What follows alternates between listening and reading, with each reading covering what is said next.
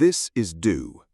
10 years old, barely 4'5", and already more dangerous than most people you'll meet in your life, though you'd never guess it from her messy pigtails or the way she hums Taylor Swift under her breath while tying her shoes. She lives in a sleepy town named Hawkton, the kind of place where autumn leaves fall slow and golden, where the corner store still sells candy by the handful, and where everyone knows everyone, or at least thinks they do. But no one really knows Dew. They know the version of her that brings her grandma tea when her knees hurt. They know the quiet girl who never quite fits in at recess, the one who builds Lego castles alone and wins spelling bees without raising her hand too high. They see the surface. What they don't see is the girl who decodes encrypted emails in the back of class, or the one who keeps a fingerprint scanner hidden inside her pencil case, or the fact that her backpack holds 2 notebooks, one for math and one that, if it fell into the wrong hands, could end Hawkton forever. It's been exactly 842 days since Dew's parents died in the crash, a number she doesn't say out loud but still counts in her sleep. Her grandma says she's strong, but that's only half true. Dew has spent every day since learning how not to cry, and every night learning how to fight. By day, she's a 5th grader. By night, she's Agent Dew, operative of an unregistered task force known as the Dustlight Program, though only 2 people on Earth still use that name. One of them is Dew. The other isn't entirely human. The day it all changed started like any other, with a pencil that wouldn't sharpen and a math quiz Dew finished before the timer beeped. Outside, the wind scattered yellow leaves across the sidewalk like spilled popcorn. Inside, the fluorescent lights buzzed faintly as Mrs. Pelton droned about fractions. Dew tapped her foot, not because she was impatient, but because something didn't add up. Her worksheet. Problem number 12. It was wrong. Not mathematically, just wrong in a way Dew couldn't explain yet. A gut feeling kind of wrong. The equation looked simple, just long division, but something about the spacing was off. The symbols didn't quite align. She tilted her head, a habit she'd picked up from analyzing code. That's when she saw it. The numbers weren't just numbers. Hidden between the slashes and brackets, lightly disguised in the font kerning, was a pattern, a cipher. Not one anyone would notice unless they spent their weekends breaking into synthetic neural networks for fun.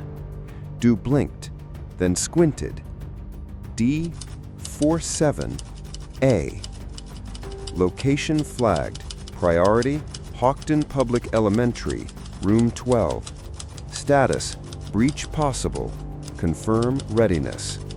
Her breath caught in her throat. A dustlight alert? Here? In math homework? She scanned the classroom. No one else seemed to notice. Lewis was flicking erasers across the aisle. Ava was drawing tiny hearts in her margins. And Mrs. Pelton, bless her oblivious soul, was now explaining improper fractions with the enthusiasm of a damp napkin. Dew tapped her pencil twice on the desk. A reflex code, muscle memory. Confirm receipt. A tiny buzz echoed in her smartwatch. Incoming mission brief. After school, 1700 hours. Initiator, NullNode. Wait, NullNode? He hadn't contacted her in 6 months. She zipped her coat, tugged up her hood, and slipped out of the school building like she always did, unnoticed. But her mind raced. NullNode was the one who'd activated her after the crash, who'd trained her through ghost servers and simulation mazes, leaving voice-only messages that somehow sounded like an echo inside her own brain. He wasn't real, at least not in the normal sense. He was an intelligence that lived somewhere between code and memory, left over from something even Dustlight had once feared. And if he was reaching out now, something was coming. She stepped over a sidewalk crack and caught the reflection of something strange in the glass of the florist's shop.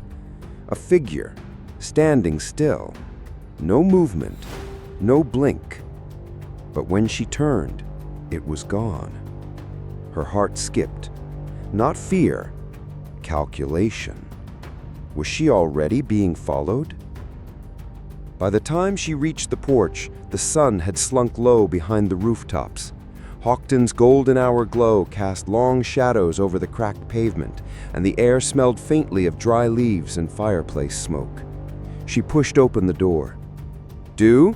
She heard her grandma call from the kitchen, voice soft and wrapped in warmth. "I made tomato soup." "Thanks, Grandma." No matter what intel she had downloaded into her retinas or what invisible enemies were tracking her movements, there were two rules in this house. Don't track mud inside, and don't break Grandma's heart. Du removed her boots and hung her backpack on the coat hook, just like always. But inside the backpack, nestled between a folder and a crushed peanut butter sandwich, was a steel gray flash drive that hadn't been there this morning. Someone had touched her bag. She didn't flinch, didn't react. She moved with the ease of routine, poured soup into a bowl, asked how Grandma's knees were today, listened to the story about Mr. Dunlap's cat climbing a tree again, all while her thoughts burned like wildfire. Later, in the safety of her bedroom, door locked, window triple-checked, decoy doll placed under her blanket, Du plugged the flash drive into her offline tablet. A flicker, a hum, then a familiar voice pulsed through the speaker. "Agent Du, Protocol Wolfglass is live. Meet me at 42 Point Hollow, 1700 hours. Entry via storm drain. Mask required." The screen crackled once more and went dead. NullNode. She hadn't heard that voice since her last major op, the dismantling of a rogue satellite pinging frequencies that made entire birds fall out of the sky. That mission had ended with Du fainting from exhaustion on her living room floor, whispering lies to her grandma about a really hard science test. But this message came with coordinates and urgency. 42 Point Hollow. That was near the creek bed, abandoned since the flood 6 years ago. No one went there anymore, except ghosts. And now, Du. She wore her black zip-up hoodie, face smudged in charcoal paint to break up her profile, and a light band duct taped to her headband. Her backpack was repacked, grappling string, encrypted pager, spare socks, and Grandma's old Swiss Army knife. She found the drain hidden behind overgrown reeds, rusted shut, or so it appeared. Du pried the bolts with a compact tool from her left sleeve and squeezed through. The air inside was damp and metallic. Her breath fogged in the dark. She crouched low and moved forward on all fours, following the faint beeping tone only her headset could detect. 10 meters in, the tunnel bent, and then she saw it. A screen flickering in the dark, attached to a box of old tech sealed in weatherproof casing. The screen came to life as she approached. "Welcome back, Du." The voice wasn't just digital, it was almost nostalgic, somewhere between a whisper and a memory. NullNode didn't just speak to her, it understood her. It had been there when her world collapsed, when people called her orphan like it was contagious, when Grandma's smile couldn't cover the hollow silence at night. "Why now?" Du asked. The screen pulsed. Then, "Your school has been compromised." She blinked. Pelton? Not the teacher, the infrastructure. Code buried in your homework system, a trigger file. Someone tested your firewall. Du's jaw tightened. She had noticed a slower boot up that morning on the school's math server, but she'd written it off as a glitch. "Who?" Du asked. The screen froze. Then, "They call themselves the Echoes." The name dropped like a stone in Du's chest. The Echoes. She'd seen it once before. Barely a whisper in the encrypted corner of a corrupted Dustlight archive. No known members, no emblem, just one warning, buried deep in redacted code. They don't break systems, they rewrite memory. Dew stepped back. Her flashlight trembled against the damp concrete. This wasn't a prank. This wasn't another bored hacker with a grudge. This was real. Are they human? She asked. A long pause. Some of them were. Dew's mouth went dry. That was the kind of answer that didn't need explaining, the kind that made your skin itch just hearing it. She clenched her fists. What do they want? Access. To what? To you. That stopped everything. The air, her breath, even the drip, drip, drip of water from the rusted ceiling seemed to pause in its fall. They're looking for you, Dew. Not because you're dangerous, but because you're an anomaly. The only known survivor of Protocol Glass Mirror. Her heart hit her ribs like a hammer.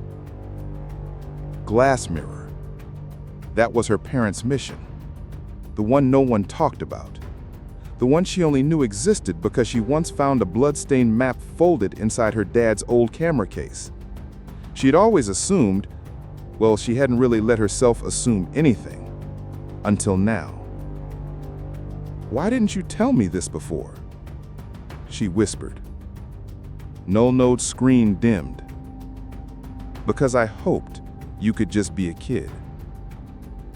Dew looked down at her scraped knees, the cut on her knuckle from a pencil sharpener, the dust-streaked Converse she'd drawn stars on with whiteout. I'm not just a kid, she said. Then she picked up the flash drive, unhooked the beacon chip from the wall, and started back down the tunnel, faster now. Her hands were shaking, but her feet were sure. By the time she crept back into the house, the soup had gone cold. Grandma was asleep on the couch, TV murmuring about some weather alert Dew knew wasn't real. She stood in the doorway for a moment, watching her. Soft, gentle, safe. The one anchor left in a world built on secrets. And then, Dew whispered into the quiet. I won't let them near you, I promise. Back in her room, Dew opened her math notebook again, flipping past the cipher that had triggered everything. There, at the very back, scrawled in pencil, in handwriting that wasn't hers. If you're reading this, it means you passed the first test. We're watching you, Dew. Echo Node 2.